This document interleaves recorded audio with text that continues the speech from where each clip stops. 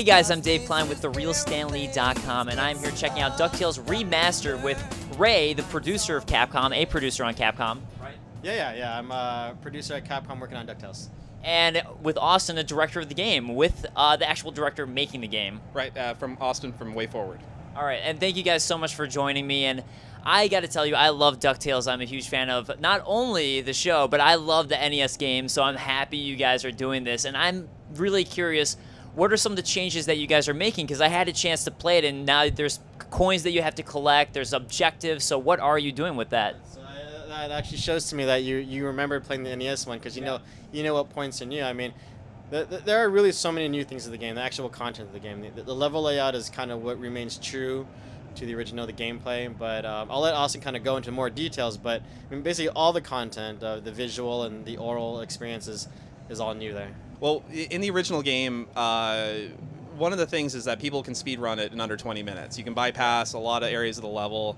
Levels like Amazon, it's one of the more single path levels in the game, except at the beginning you can choose whether to go above ground or underground. It's kind of like pick your poison kind of thing. We wanted people to explore, discover the levels. There's a lot of great gameplay mechanics in all areas of all the levels. So we wanted people to treat the game with more exploration, because that's kind of how the original was. It was a very exploration heavy game. So we introduced some fetch quest type elements into all the levels, because they existed in like the original Moon level, and we thought, well, that's a great way to get players to go to different corners of it and find things, and that's what we introduced pretty much all the stages, to get people to explore every nook and cranny, but still have some hidden areas and other secrets that the original had off in the sides that they may not notice. Okay, that was about what I was going to ask, because that was one of my favorite things in the original, was that exploration aspect, that you could go off into a corner that you didn't even know existed if you hugged the wall. Is that kind of those crannies you're talking about, that you don't even visually see them there? Yes, yeah, definitely. In the original game, you could jump. There's lots of places where you jumped out of the ceiling and you walked in front of the HUD. We for the layout of a widescreen TV, we had to do away with the bar of the HUD at the top, because it just didn't look very aesthetically pleasing. So, but players can still jump out above and be off the screen. And there might be a few places where players that have never played the NES version go, well, this is obviously a bug. I'm walking and I'm not even on screen. Where am I going? And they may have no idea that they're going to a secret area. If everyone remembers Transylvania, above that first mirror there's a secret. There's a rope. You climb up. But you have to walk as far as you can and jump up and climb it. And I haven't seen anyone do that in any of the playthroughs. It might have been a little easier on the NES with the HUD there, but there are sort of clues though that those things kind of be there, and you really have to have that exploration, almost an NES type mentality of like when you play the game, of kind of getting in the designer's head and asking, well, why is that there, and why is this platform so close to a hole in the ceiling? And then that's kind of like the cues that you have to learn on your own to be able to find those secret areas. Great. So one of the levels. I was going to say one other thing. Yeah. One of the things with Amazon, we felt like we kind of wanted to show players that too. And so what was a secret area in Amazon for one of the coins, we kind of are encouraging players to try to go up into an area, because just to the left of that is another secret area. Yeah. And so they might go there and go, this is weird. I can jump up and go through this. And then if they just keep going, they'll find what was a secret area in the original. Because I played the NES Amazon game, and it's like, oh, a secret area. Well, that's all there is. It's like, no, there's another secret area after the secret area. So it's kind of a neat thing. Actually, that's actually a pretty cool story from this, because a lot of people are complaining, oh, these guys they've dumbed it down and made it so much easier, but then no one ever picked up on when we showed the Amazon level, or when we showed the Amazon level, was that they found that secret, that they made it so obvious that it's there, but no one ever picked up that right next to it was another secret area that no one ever saw and no one ever commented about. Yeah. So while people are sitting there watching and think, oh, this is so easy, because they're not playing, and they're not realizing that there's other things that they're missing. So I think once you get your hands on the game, you'll find that even if you're playing it on one of the easier difficulties, or the easier difficulty levels, that while we've made certain elements easier, what made the game challenging is still there. Well, speaking on that, in the difficulty levels, I did notice there's an easy mode, a normal mode, and a hard mode. What are some of the differences? Is it just you have less health and less lives, or are there other ways you've tried to make it more difficult? Well, in the original NES game, there were also difficulty modes. Easy, you had basically 6 hits, or each circle was a half hit each. So you had 6 total before you collected the heart containers, or the little star shape that was just a weird placeholder. But in the all three modes, there was all the drops you got were different. In the hard mode, sometimes you didn't get ice cream. You know, you got gems instead. And so we had to meticulously go through the NES game and play it because there's no information out there for like at this coordinate, you know, that this object is these three things. So we had to play through every single level, find every single hidden object on all three difficulty levels, and we matched that. Sometimes we changed it, but we changed it very intentionally to say like, well, this seems more appropriate for this difficulty level. In terms of the hard difficulty level in our game, it matches almost identically the hard difficulty mode of the original NES one, except that because our game's a little bit bigger, there's a little more area to traverse. You know, we have a checkpoint system of the last room you entered versus the original NES, which only had 2 checkpoints per level, regardless of what difficulty level you played it on.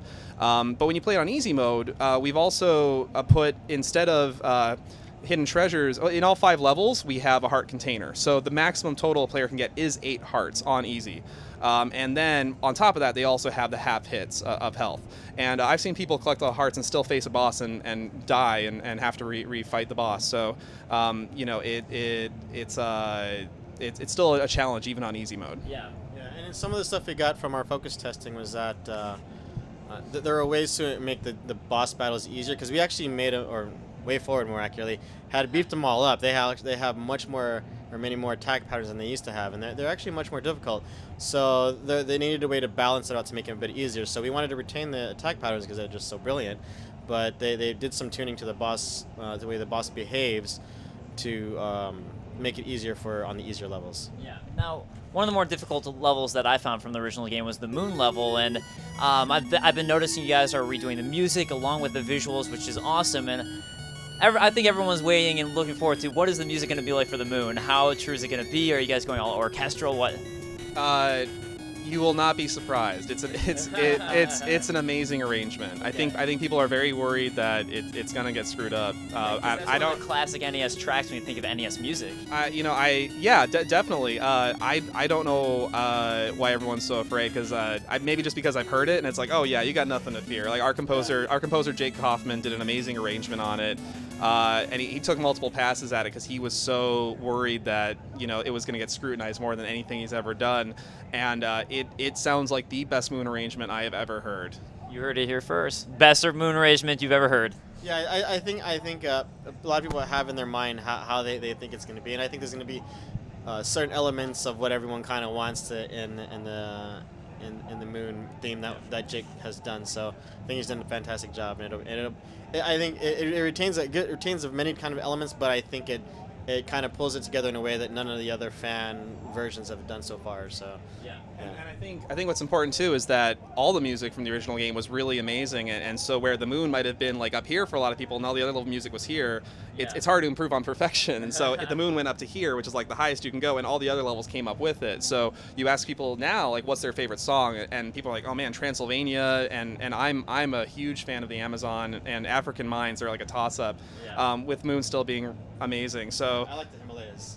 Yeah, so you ask anyone, you're going to get a different answer, and the new songs we had to create for the new levels are just as incredible as the original songs. Great. So you were talking about how the game is bigger now than it was before, and I'm wondering, one of the classic games that a lot of people didn't get a chance to play because it's super rare is DuckTales 2. Is there any chance we're going to see some levels from DuckTales 2 making it in here? No. No, Okay. no, absolutely not. Yeah, I mean, they designed the 2 new levels, the Money Bin and the final level. I'm not sure where they pulled that inspiration from, but anything directly from DuckTales 2 isn't going to be here. Okay, well then can I ask, if this sells well enough and does well enough, will we possibly see a remake of DuckTales 2? If this does well enough and sells well enough, there's a possibility for practically anything, to be honest. Yeah. I mean, we'll find a way to figure out what to do next, based on how DuckTales Remastered goes. And I believe from listening, this is the actual voice actors from the show. Is that correct? All the currently surviving voice actors from the show have come back. Frank Welker is back. Alan Young as Scrooge. June Foray as Magic of Dispel. The kids at Huey, Dewey, and Louie and Webby, played by Russi Taylor. Chuck McCann is back as Bouncer and Burger and These Duckworth. are all huge names in voice acting. These guys have been around. These are veterans. Yes, and the actors that they cast for the actors who are no longer alive, they cast a new Gizmo Duck, and he's an amazing guy. He does a lot of Cartoon Network stuff. They cast. They being Disney. Disney. Disney did an amazing job. Everyone that they hired, is already super professional, and they've done so much work. They're like just absolutely amazing, and it's all listed on IMDb right now. So if you want to see who the new voices are, it's already up there. Perfect. That's the way to find out everything now, right? Actually, for this title, we have it on Capcom Unity. We have a specific area for DuckTales, and I think I've actually put a post saying what all of the voice actors for this game are. So if you're interested, check out CapcomUnity.com. All right, great. Well, thank you so much.